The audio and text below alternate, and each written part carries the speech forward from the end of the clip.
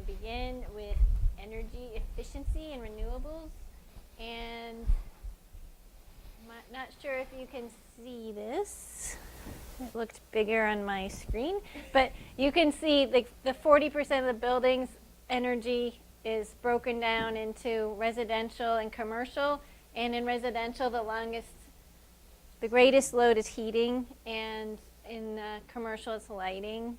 Does anyone know what the difference is from? Why it's different? It's the same.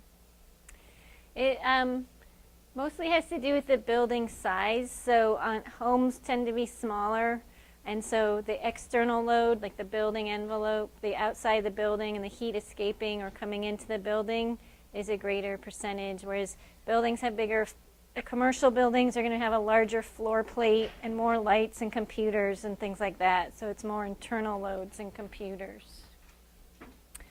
And I've said before that sometimes, we were talking about this stuff like it's not news, but it's really things that have been done in the past before air conditioning and everything else.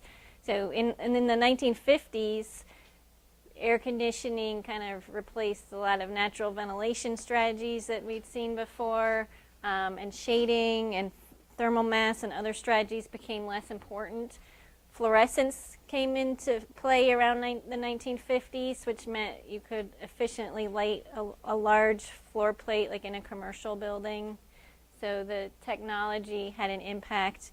In the 19th century, you didn't have those things, so this is a building in Chicago, which was like the, high-tech office tower of its day. And even though it looks like it's a pretty massive building, actually in the inside, this is the lobby. So the lobby there's basically a hole in the middle for light and air circulation. And so the lobby is glassed in, but everywhere else, they had cross ventilation, they had daylighting. The floor plates were narrow, so you could get natural daylight in. And then this is more like what you see now that we were talking about, the larger floor plates, more dependence on fluorescent lighting, and windows that aren't necessarily operable. So there's the pendulum's kind of swinging back on some of those things now. We're going to talk about heat transfer in buildings. I think we'll probably just talk about the first three: conduction, convection, and radiation. So conduction, sounds like conducting heat. So when two objects of different temperatures touch, so if you put hot coffee or hot soup in a bowl or cup, the cup will become hot and the spoon will become hot. So you have the hot liquid and it heats up the bowl and the spoon as well. So that's an example of conduction and how heat is transferred. And different materials have different levels of conduction. So that could be something with you could take temperatures of different materials under similar conditions. See, like aluminum conducts and that kind of thing. That concept applies to buildings. Does anyone know what that's a picture of? It's kind of pretty, right? It is a house. It is infrared. And we're going to, Laurel's going to demonstrate. There's an infrared camera, and we're going to have a demonstration later. So basically, it detects where heat is escaping, and it's like a color map of the heat. So where the windows are has the least insulation, and the most heat is escaping there. What about these yellow stripes? You guys know what those are? Yeah, it's your wood framing. It's the studs or metal framing. So. And this is considered like a thermal break, where the green is insulation, so not as much heat is escaping. Laura mentioned metal windows, what they do now, that you can have some heat conduction. What they do now is, you see this is a rubber gasket. This is a piece of a window, like if you chopped through a window frame and opened it, you would have the inside and the outside. And in between is this rubber gasket, which basically rubber doesn't conduct temperature in the same way that aluminum does. So this is called a thermal break. And so a lot of building materials, which are used inside and outside, will kind of have to consider those issues. Okay, so convection. Basically, it's the idea that heat rises. So warmer areas will rise and then cooler areas will come in underneath it. So at lunch I took a look at the system under the window here. If you have a chance to do it, you'll see I think it's a convection system. So cool air is lower on the ground and it is kind of carried up and then it's conditioned in that piece of equipment and it comes out the top. And cleverly, because Laura also mentioned that people can pile stuff on those and keep them from working as well, this has a sloped top to keep you from doing that. Your things will fall right off. So that's an example. And basically it results in a continuous circulation pattern. And this can be done mechanically, like in this case we have fans drawing it in the winter, or it can be done passively with just air temperature. And so this is an example of what I was describing, the cool air coming in, being conditioned, and then sent into the room. Also, buildings can lose, if buildings aren't airtight, they can lose conditioned air through the outside of the building.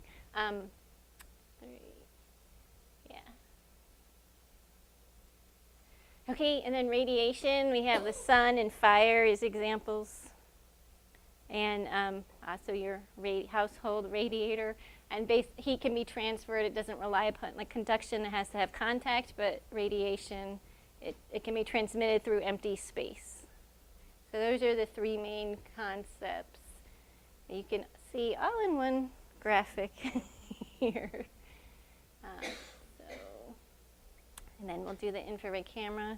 When we're talking about these principles, things can be pretty local sometimes in terms of what works in one place or what's important in another place. So this is a climate zone map from the International Energy Code. And you can see, how the temperatures and humidity levels are in different parts of the country, which results in different types of buildings. So here, maybe on the north side we don't want a lot of windows because you're just going to get cold, but you have snow, so you want to have sloped roofs. Whereas in New Mexico, this has been there 1,000 years and it's made out of clay, basically. It's adobe. And this also we'll come back to in a minute, but this has a lot of thermal mass, which helps in a climate with a big temperature swing between night and day. So there are different things that have an impact on the energy efficiency of the building. How the building's oriented on the site, we already talked about. How big the building is, how efficient the equipment is, what passive strategies are used. So when I say passive design strategies, it's like when we were talking about having that overhang over the windows to keep the sun out in the summer and let it in the winter. That's an example of a passive strategy because it doesn't require any fans or equipment or anything like that. And what strategies are successful vary depending on the climate. So this is an example, this building is an example that uses thermal mass. So this wall that you see here is called a TROM wall, T-R-O-M-B-E, and it's painted black. It's a heavy material like masonry in this case, or concrete. And you can just use that for thermal mass. A TROM wall also has like a little vent and then glass in front of it that traps the heat and kind of gets, sometimes there are vents at the top and the bottom that gets the convection thing going on as well. And so passively, it's just facing the south side and you can get a lot of heat that way.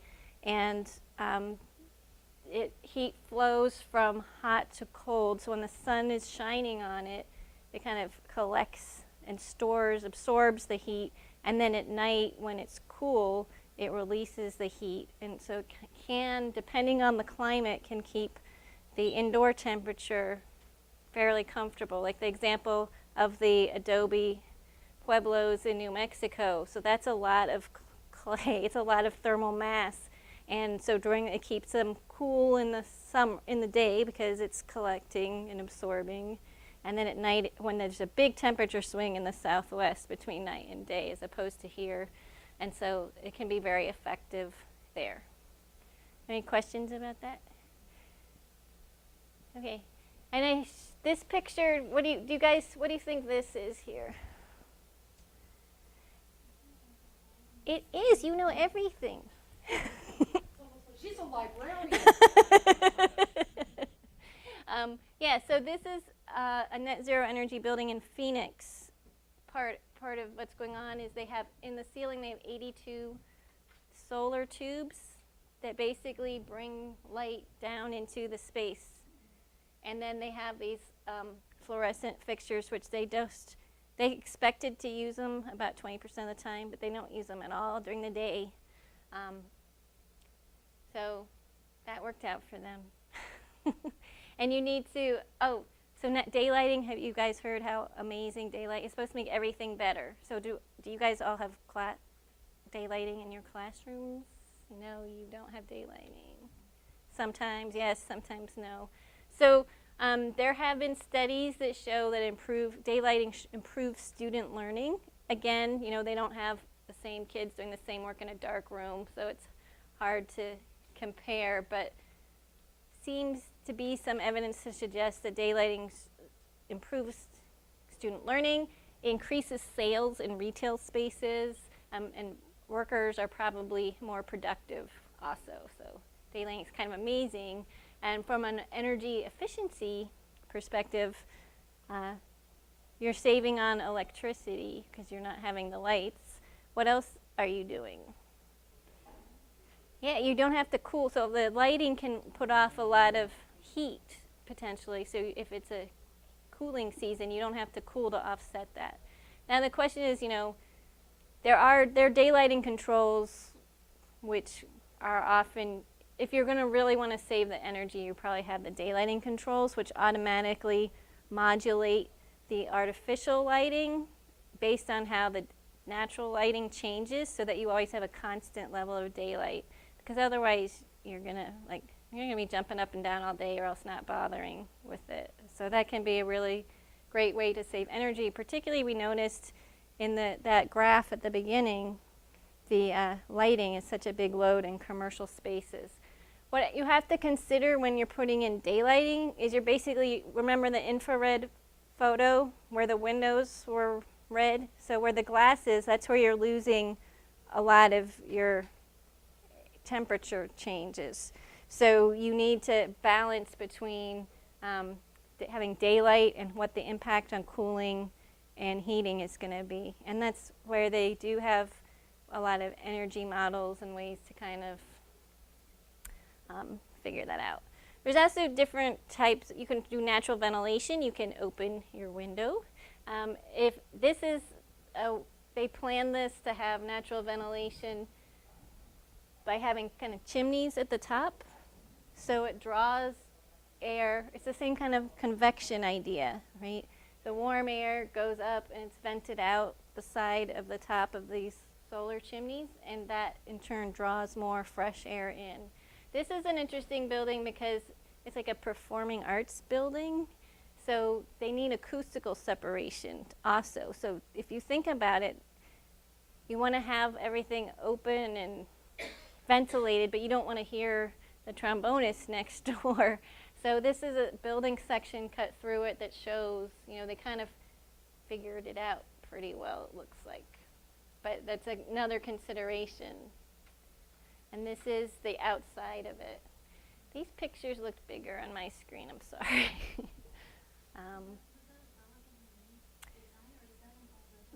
It is, I think, within the past 10 years. Why did you ask? Yeah. The Montfort was, I think, 16th, 17th century, so I thought possibly Oh. after. Okay. I see. This is yeah. I believe it's more recent than that. Passive cooling, you want to basically avoid getting hot is the strategy. So use the shading that we talked about. And then you also have insulation, which in our climate we know all about. And there are different types of insulation. You can see here, these are like the studs that we saw in the infrared picture.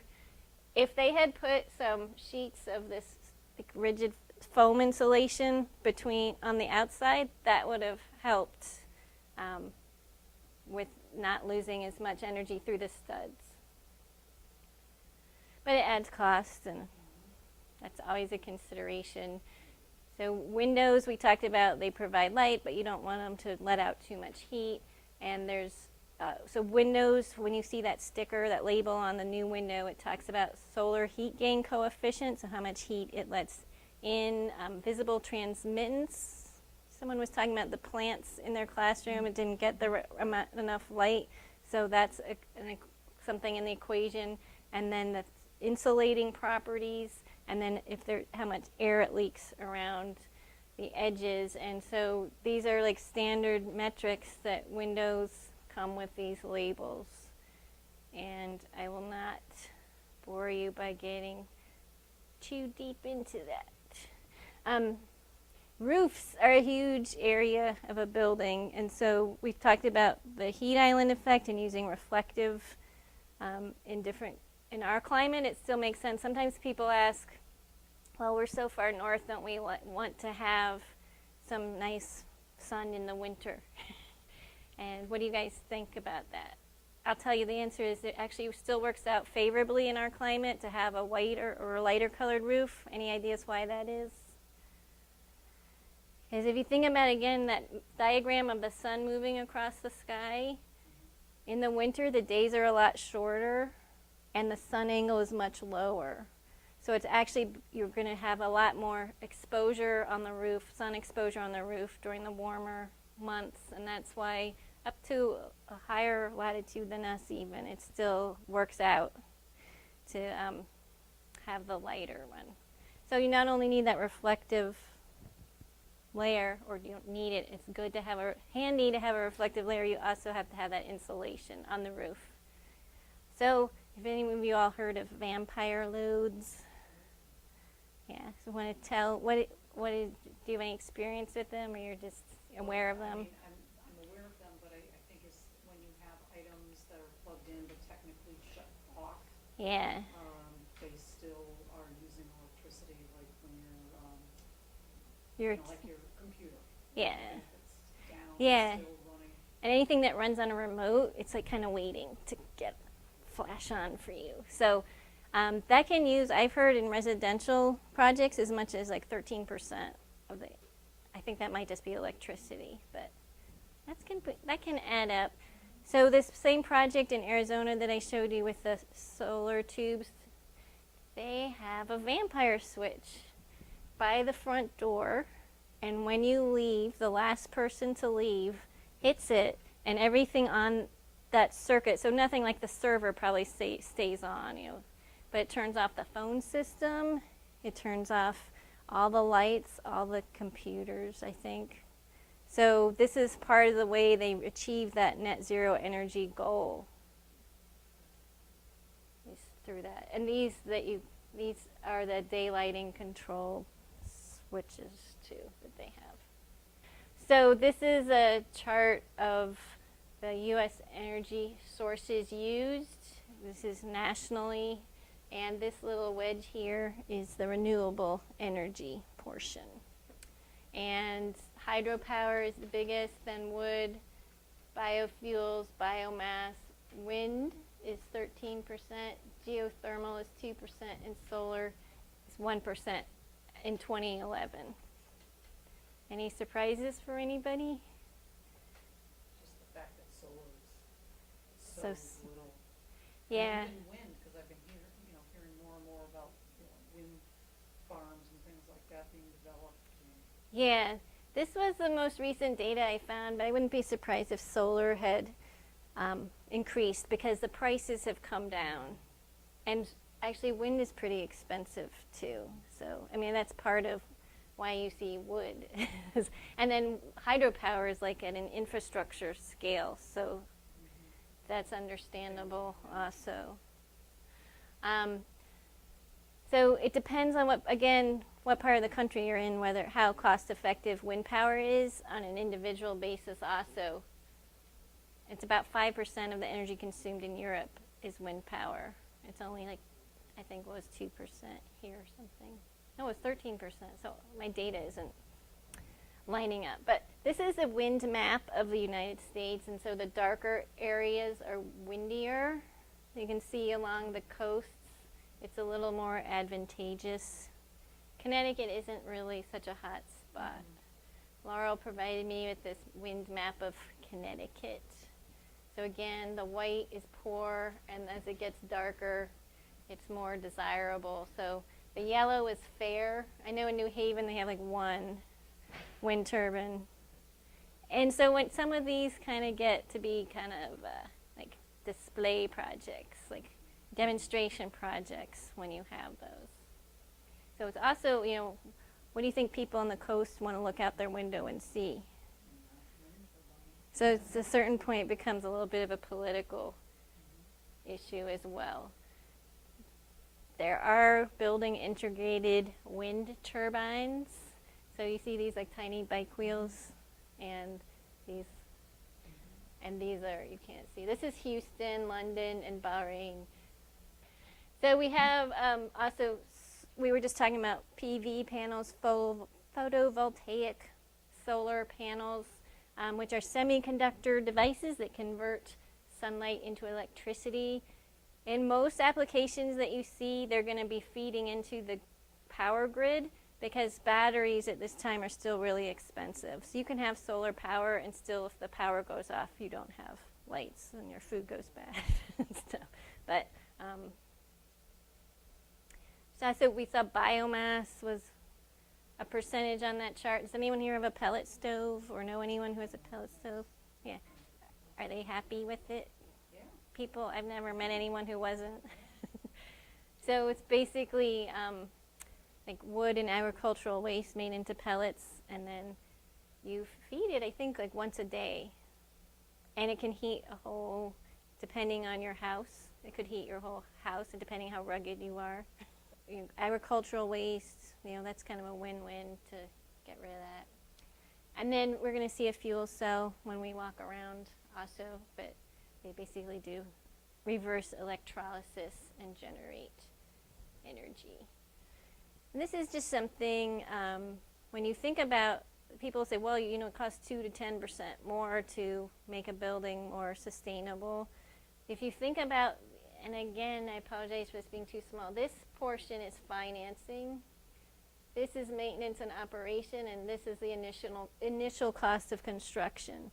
So if you look at initial cost of construction compared to maintenance and operation based on owning a building for 40 years, most schools, I think they plan for like 50 years. Is that you guys? Or longer, 50? We don't ever retire a school unless it's got a big problem. Right. So if you think about, initially you're like, oh, it's going to cost a little, whatever percent more money. If you look at the long-term picture, it becomes different. So you have to look at the life cycle costing. So you want to take it away? Can do that. So how can you use energy in explorations in your school?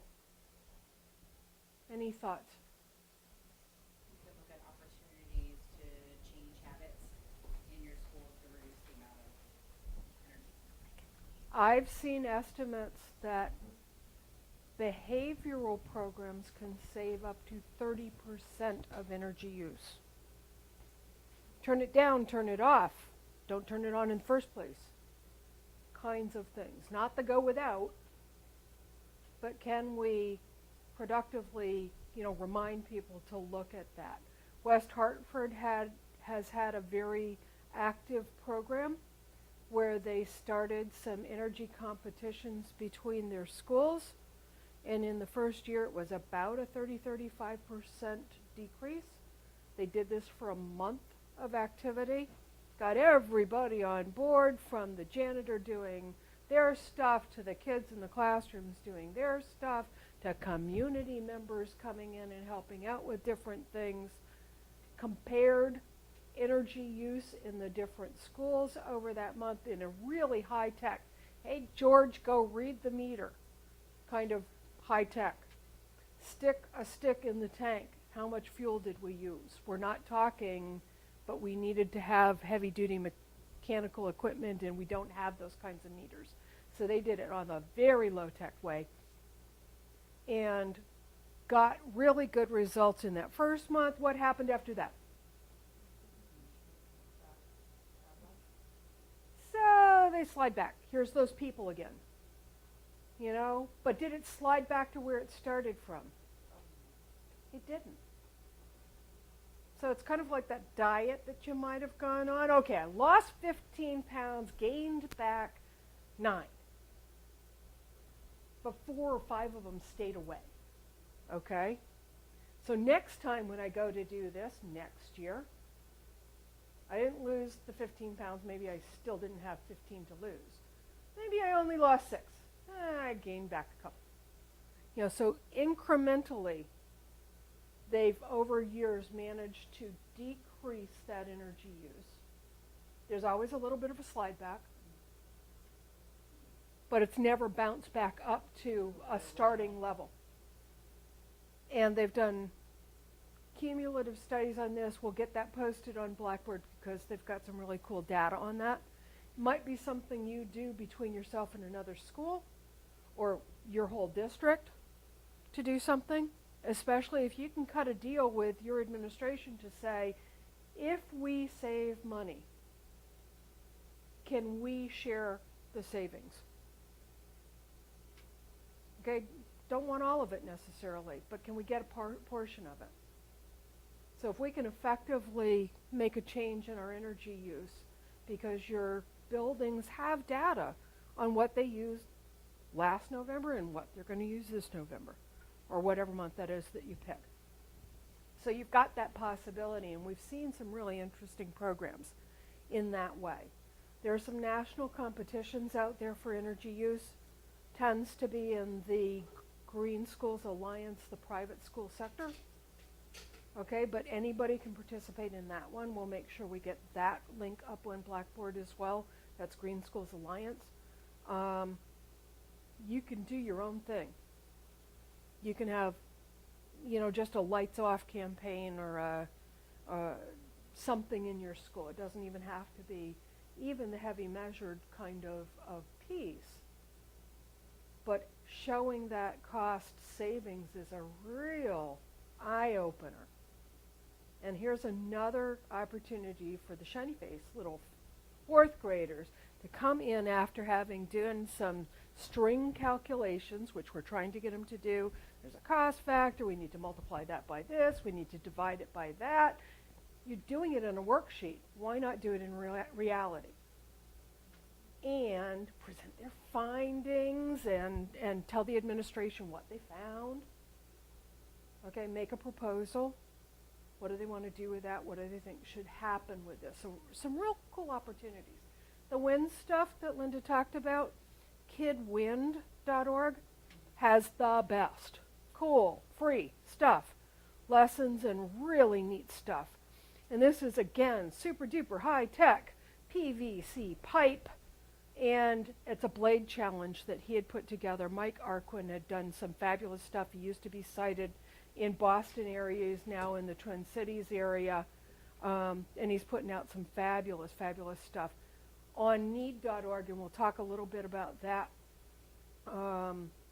There is really cool lesson sets. Dustin, I'm going to ask you to call up need.org on the website, please. Because I want to show you some of the tools that are out there for lessons and how you can do that. Among the handouts that I gave you today are pieces from need. This happens to be the secondary level. One of the coolest things about need, it's National Energy Education Development.org. It's funded by Department of Energy as well as a bunch of other funders. Dustin will call that up and we'll go looking through different things that are in there. They have differentiated by level everything from primary, intermediate. I want to say there's a middle school kind of a thing. I'm trying to remember what they call it, and then secondary. One of the things, intermediate, but there's a primary elementary. Maybe it's a primary elementary. Yeah, elementary, that's what I was losing. So your little people, your third, fourths kind of thing, fifths through eighths-ish is your intermediate, secondary. One of the neat things that I find on this, because I use this with my energy education stuff, which is written at a ninth grade level, but sometimes you don't have ninth grade level readers, or sometimes you just don't need that depth. So sometimes the pieces that I offer or tie into there might be the short, less detailed, younger level reading that I know the kid could blast through quick in a classroom. I need you to get a little bit of information, not be able to write a report. So you've got differentiated material which is usable in many, many ways. So many of their pieces, like you see here, have a teacher's guide, which looks very different than the student guide. Okay? You have the benefit of having printed down material, and thank you, some of these are still on my printer. It's 40 plus pages long. There is a lot of stuff out there. Some of the activities that we talked about, or we will be talking about, I have given you sheets that come from some of those books, as well as there's a school energy survey that has similar but different pieces to some of those. Sometimes it's like, ooh, I saw that one before. Or, ooh, that's a whole new piece. I didn't see that particular lesson. So they're cool things for you to look at. Plus there's a whole thing on plug loads. If you look through, I'm going to do a run through some of the materials that are in there. Thanks, Dustin. Under need.org, under educators, and you've just I'm going to go back to home on this.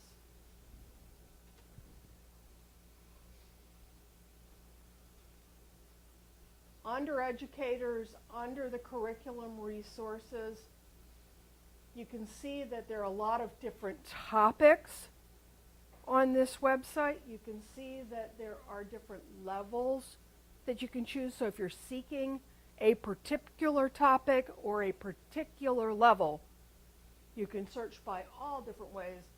I'm going to go into here on the navigation on the left-hand side. It's the energy efficiency and energy management. And you notice how many different topics there are under here. Everything is equally good. And under here, now I've got all of these different resources that you can pick from. Each one of those is that 20 to 40 page set of information. So I very much encourage you to go looking for the pieces that you need if you're supporting research in your students, if you're looking for fact sheets for anything that has to do with energy, conservation, earth materials as they pertain to that kind of resources look at things. There are so many different things in here. And a lot of really creative things like this Museum of Solid Waste and Energy. What's that? All kinds of interesting topics that they've gathered together over the years. Energy savings at home, school energy audits, that school energy survey piece that we talked about, smart meters, trash, you name it. It's in here. So you've got lots and lots of resources available to you. With need, I find them two things: spot on accurate, well supported, some good worksheets. Much of their materials tends to be a little on the worksheety kind of side of things.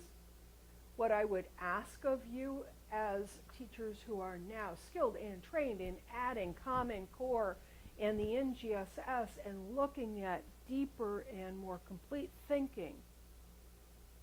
I have this sheet. It got my kids to some data. Where's the analysis on this? And how do I support that? So think in terms of that. It doesn't always, I find they don't always clearly link where to take it next. In the back of most of these guides, it has something about creating your plan. You know, what's your action plan? So they take you there, but it's not clear if I just pulled one sheet out. So sometimes the sheet doesn't say, okay, now what? But I'm asking you to make sure you ask, now what? With your kids. But if you're looking for clear directions on anything, including we've given you the light meter that we're going to be working on. There's a light meter, how to use it, what it means, written on a very intermediate level, very middle schooly kind of level. There's information in here about what are lighting levels, and we'll be talking about that when we do our activity. What's the prescribed lighting level? There's information on here about appliances and machines and the energy that they used, and how do you measure that with something called a kilowatt meter. That's a brand name, so you can get watt meters of different kinds. We were playing a little bit with the watt meters. Dustin has one. If you pull your laptop back, can you see this way, or we're right through the pole? This is the watt meter that he's got hooked up to the laptop right now. I did a setting with my laptop last night when I was playing with the meter, and energy in Connecticut costs about 18 cents a kilowatt hour, highest in the continental US. Okay? How much do you think it costs for me to run my laptop, traditional standard, not huge, not small, laptop, for an hour? What do you think the cost of that is? What would you guess the cost of that is? We'll see how good their guessing is now. Huh? What do you know now? 50 cents an hour. What do we think?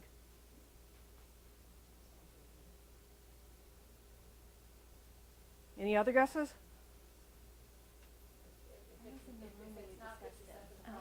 It's very honest of you. 1 cent for me to run that for an hour. Many businesses have gone away from full computers and given individuals laptops with docking stations. Why is one of the reasons for that? It's not because they're inherently cheaper, because sometimes they're more expensive. Energy use. How many, and plus you've got the portability of if you've got somebody that's taking that thing home and bringing it back, as opposed to some of the security issues of, no, you can't, no, you can no longer take that from your building. It's got information on it, so everything ends up balancing someplace along the way. But the energy use of that, as opposed to that other thing. Anybody back in the day put your hand on top of the old-fashioned TV sets? Everybody in this room is old enough to remember, do you put the temperature-sensitive plant on top of that TV? What happens? Unless it's tropical, and then you better be a dry tropical, right? So the cactus might do okay, but a moist tropical isn't going to be happy, especially when you overwater it and then you blow out the TV. But it's a warm place. Why was it a warm place?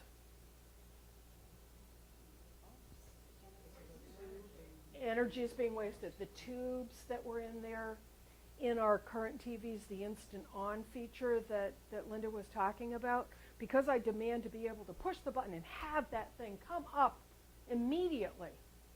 Do we know this thing is instant on or not instant on? We have to wait for it to come up.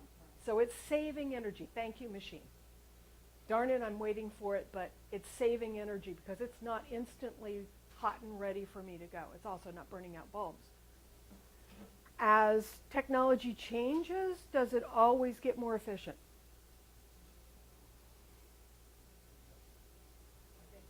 Can anybody think of at least one instance where it probably, the new Well, isn't much more efficient.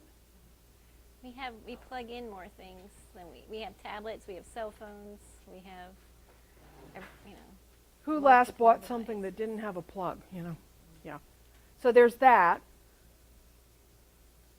Anybody get a plasma TV when those came out?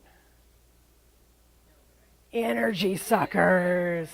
Oh my gosh. So yes, I jumped from this, 27-inch whatever to the super duper plasma energy sucker, huge energy sucker, as opposed to the LED TVs now have really stepped back. Really stepped back. Can I put my hand on top of my LED TV and feel heat? Yeah, but is it hot, hot? No. Okay, again, back to the light bulb idea of the incandescent light bulb versus a compact fluorescent light bulb. Am I going to put my hand on an incandescent light bulb that's been on for more than, 15 or 20 seconds? Not if I like my skin. Can I put my hand on the compact fluorescent? Will I feel heat? You don't want to touch them. Okay, there is some waste, but I'm not going to get a lot. About a quarter of the energy used for the same amount of light coming out of it. So, and that waste was in heat. So Laurel's general quick thumb rule is if I can feel heat and it's not supposed to be heating, I've got waste. Whether it's on the side of my blender or my TV or, if it wasn't a heating appliance, if I feel heat, yeah, I've probably got a waste. And that's a good rule of thumb for your kids too. If I can hear it and it's not supposed to be making musical sounds, I've got sound energy being converted, so that's a loss. So is a blender supposed to be making noise?